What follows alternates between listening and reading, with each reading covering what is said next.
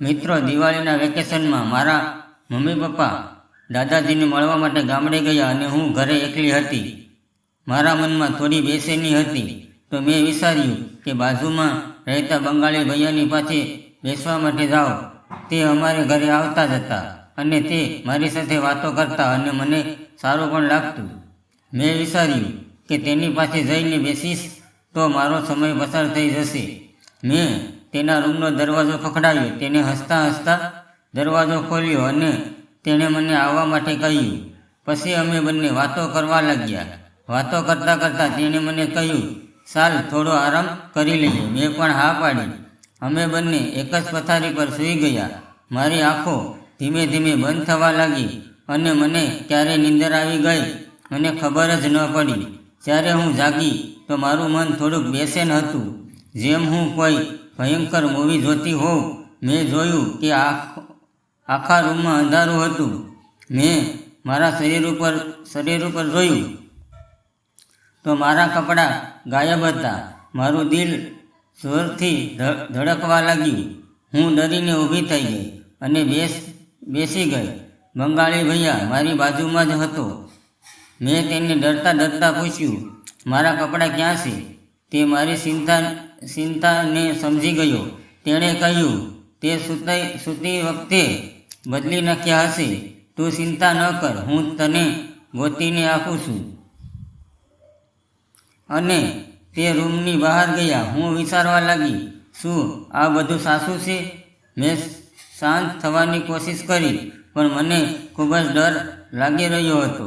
બંગાળી ભૈયા થોડી વાર પછી પાછા આવ્યા અને કહેવા લાગ્યા, તારા કપડાં અહીંયા નથી. મેં કહ્યું, તમારું શું મતલબ છે? તેણે કહ્યું, ક્યારેક આવું બને છે. તું થોડી વાર માટે આરામ કર, હું બહાર જઈને કોઈને પૂછું છું. તે મને જે કહી રહ્યા હતા તે મેં મહેસૂસ કર્યું. મને લાગ્યું આ બધું બરાબર નથી. હું ધીમે ધીમે ઊભી થઈ અને મારા કપડાં ગોતવા લાગી. મેં આખા રૂમમાં જોયું, પરંતુ મને કાંઈ ન મળ્યું. હું ડરતા રૂમની બહાર નીકળી ગઈ. ઘરનું વાતાવરણ અજીબ હતું. સાવ સન્નાટો હતો અને ફક્ત હવાના સુસવાટા સંભળાઈ રહ્યા હતા. હું વિચારી રહી હતી કે મારા કપડાં ક્યાં ગયા હશે અને બંગાળી ભૈયા પણ કાંઈ દેખાતા ન હતા. ત્યારે અચાનક મેં જોયું કે બંગાળી ભૈયા પાછળના દરવાજા પાસે ઊભા છે. તેના ચહેરા ઉપર એક મુસ્કરાટ હતી. મેં તેને પૂછ્યું, શું થયું? તેણે કહ્યું, કાંઈ નહીં, થોડી વારમાં બધું સારું થઈ જશે. મને કાંઈ સમજમાં આવતું ન હતું કે આ બધું શું થઈ રહ્યું છે.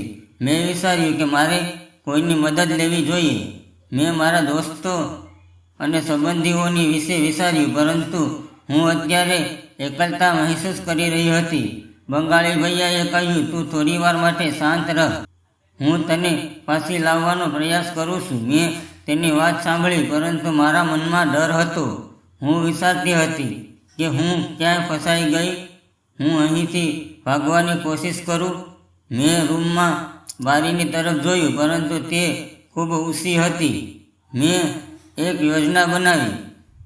પછી હું શાંતિથી બેસીને વિચારવા લાગી. થોડી વાર પછી બંગાળી ભૈયા બહાર જતા રહ્યા. હું રૂમની અંદર એકલી હતી. મને એવો વિચાર આવતો હતો કે શું આ બંગાળી મારી મદદ કરશે કે પછી મારી સાથે બીજું કરશે.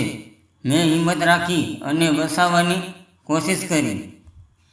હું એકલી નથી, મારી જાત ઉપર વિશ્વાસ કરવો પડશે. મેં મારા મનની અંદર સાહસ ભેગું કર્યું અને મારા કપડાની ખોજ જારી રાખી. રાત વધી રહી હતી અને મારા મનમાં ડર અને આશંકા બંને વધી રહ્યા હતા. મેં નક્કી કર્યું કે મારે સવારે રાહ નથી જોવી. મેં દરવાજો ખોલ્યો અને બહાર નીકળી. હું મારા કપડાં ગોતવા લાગી, પણ મને તે જડતા ન હતા. ત્યાં અચાનક સવાર થઈ ગઈ અને મેં જોયું તો બધું સામાન્ય હતું. મેં બંગાળી ભૈયાને કહ્યું, મારે તમારી સાથે વાત કરવી છે. મારે મારા કપડાં જોવે છે. તેણે કહ્યું, હું જાણું છું તું શું મહેસૂસ કરે છે.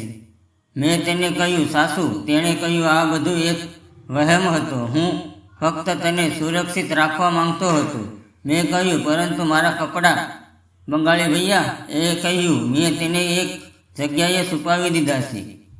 આ બધું કઈ રીતે બન્યું? મેં તેને પૂછ્યું. તેણે કહ્યું, તારા સૂઈ ગયા પછી મેં તને એક એવું નશાનું ઇન્જેક્શન આપ્યું હતું કે તું આ દુનિયામાંથી બીજી દુનિયામાં જતી રહી. અને હું ઘણા દિવસથી તારી સાથે આનંદ કરવા માંગતો હતો, પરંતુ આવો મોકો મને મળતો ન હતો. આજે મેં મારી મનની ઈચ્છા પૂરી કરી લીધી. જેમ જેમ ધીમે ધીમે તારો નશો ઓછો થશે એમ ફરીથી તું સામાન્ય થઈ જઈ. થોડી વાર પછી મને આપેલા ઇન્જેક્શનનો નશો ઓછો થઈ ગયો અને હું સામાન્ય સ્થિતિમાં આવી ગઈ. મારી ઉપર બનેલો પ્રસંગ ફક્ત મારા મનના વિચાર હતા. હું પણ તેને દિલથી ખૂબ જ પ્રેમ કરતી હતી. તેણે મારી પાસે પ્રેમથી ઈચ્છા વ્યક્ત કરી હોત તો હું તેની વિશે જરૂર વિચારત, પરંતુ તેણે મારી સાથે દગો કરીને ખોટું કામ કર્યું હતું. મેં જઈને પોલીસ સ્ટેશનની અંદર ફરિયાદ લખાવી અને તેની બધી હરકતો જણાવી. આપણે ગમે તેટલા મજબૂત કેમ ના હોઈએ, આપણે ક્યારેક તો બીજાની મદદની જરૂર હંમેશા પડે છે. દોસ્તી અને ભરોસાનો મતલબ સમજવો તે ખૂબ જ મહત્વપૂર્ણ છે. મિત્રો, વાર્તા પસંદ આવી હોય તો વિડીયોને લાઈક અને ચેનલને સબસ્ક્રાઈબ જરૂર કરજો. ફરી મળીશું એક નવા વિડીયોમાં. ત્યાં સુધી આવજો. મિત્રો, વિડીયોમાં આવેલા નામ, પાત્ર અને ઘટના ફક્ત કાલ્પનિક છે. તેનો કોઈ પણ વ્યક્તિ સાથે સંબંધ નથી. આ વાર્તા ફક્ત અને ફક્ત મનોરંજન માટે બનાવવામાં આવેલી છે. આભાર.